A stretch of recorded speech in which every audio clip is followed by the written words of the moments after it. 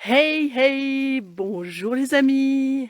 Aujourd'hui, encore une fois, de bon matin, transpirante et mouillée.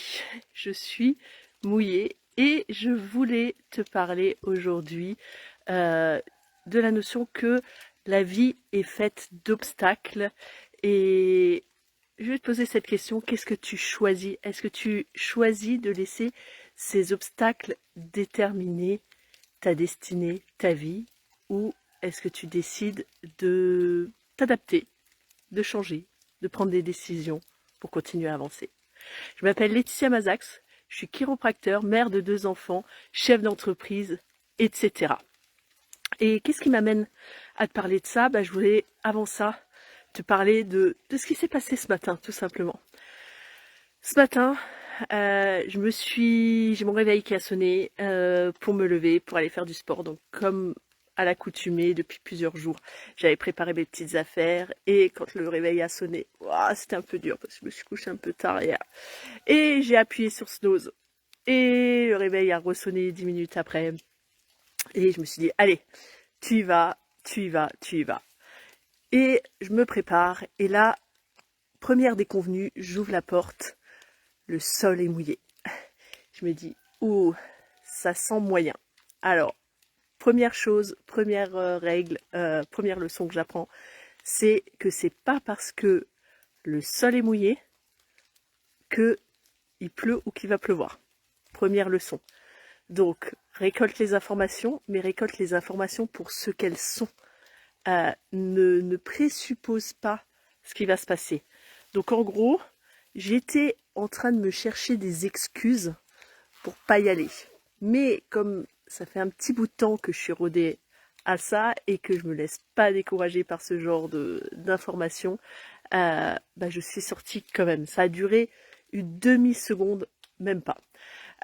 Et je suis partie, comme à mon accoutumée, je suis partie courir. Et lorsque je suis arrivée euh, à la moitié de mon parcours, là, il y avait une petite pluie fine qui commence à s'intensifier, qui commence à faire du bruit au point où, sur le moment, j'ai cru qu'il y avait une voiture qui était derrière moi. Donc j'ai regardé derrière moi, il n'y avait rien. En fait, c'était le bruit de la pluie.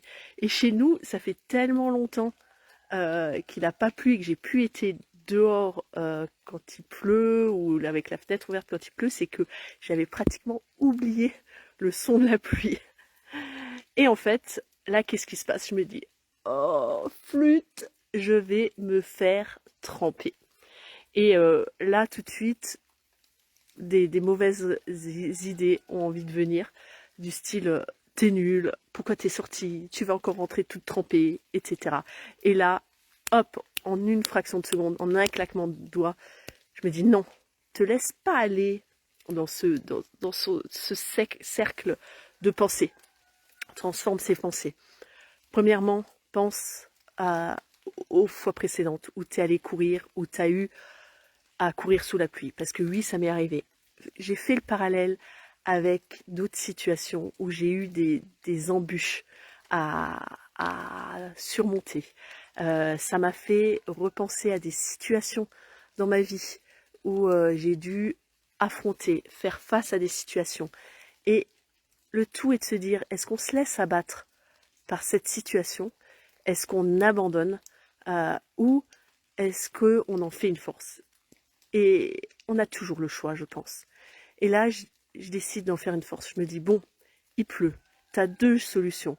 Soit tu t'arrêtes euh, et tu te mets à l'abri en attendant que ça passe et tu sais même pas combien de temps ça va prendre, ou tu continues à courir, voire même tu accélères.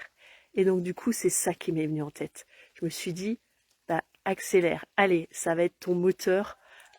Fais en sorte que cette déconvenue, que cette situation d'obstacle, de défi, t'apporte quelque chose. Donc du coup, j'ai allongé la foulée et je me suis mis à apprécier la pluie. Parce que oui, moi, j'apprécie la pluie, d'autant plus quand il n'a pas plu depuis des semaines et des semaines. Quand on fait du sport, de toute manière, on est réchauffé. On n'a pas forcément besoin d'avoir peur, d'avoir ultra froid. Alors je savais, j'étais rassurée parce que je savais que mon tour, alors après si je devais courir pendant 5 heures sur la pluie, ben, peut-être que ce serait pas la même chose. Mais voilà. Donc tout ça pour te dire, quand tu fais face à des défis, à des obstacles, tu as toujours le choix. Tu as toujours le choix de la décision, de la perception que tu vas avoir de ce défi, de la décision que tu vas prendre pour dépasser ce défi. Maintenant, quels sont les choix que tu vas prendre par rapport au défi que tu vis actuellement? Est-ce que tu décides de te laisser abattre ou est-ce que tu décides de continuer? C'est la même chose en ce qui concerne la santé. Dans mon activité de chiropracteur, je vois énormément de patients qui viennent me consulter. Et je leur dis toujours, quand ils sont face à leur situation de santé qui est peut-être pas optimum, je leur dis, écoutez, votre santé, c'est un choix. C'est pas une fatalité, c'est pas une question de malchance. On a toujours le choix. Et quel est le choix que tu décides de prendre pour changer ta situation? Fais le point sur la situation, sur les faits. Vois les faits tels qu'ils sont. Ne les vois pas pire. Prends les faits, détachés des émotions et prends les décisions qui s'imposent. Dis-moi en commentaire si ce que je te dis t'intéresse, t'inspire. Dis-moi quels sont les choix, les décisions que tu prends aujourd'hui pour changer une situation dans laquelle tu es présentement, qui est difficile. Et si tu as ne serait-ce que un tout petit peu l'impression que ce que je dis peut aider quelqu'un dans ton entourage, je te lance ce défi de partager cette vidéo à cette personne qui a besoin de soutien, qui fait face à un défi, pour l'aider à surmonter ce défi. Partage-la. Partage-la sur tes réseaux. Si ça t'inspire, mets-moi un pouce en l'air, fais-moi un coucou. Ça m'aide à continuer. Si tu regardes cette vidéo en replay, mets-moi un hashtag replay.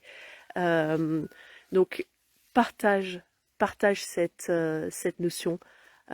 Ça m'aide, ça me motive à continuer.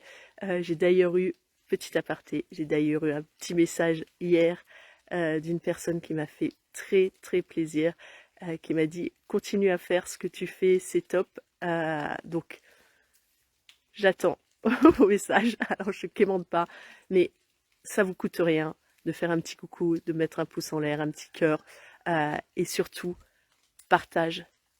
Si dans ton entourage tu as une mère entrepreneur qui a besoin de soutien, d'encouragement dans les défis qu'elle a à relever.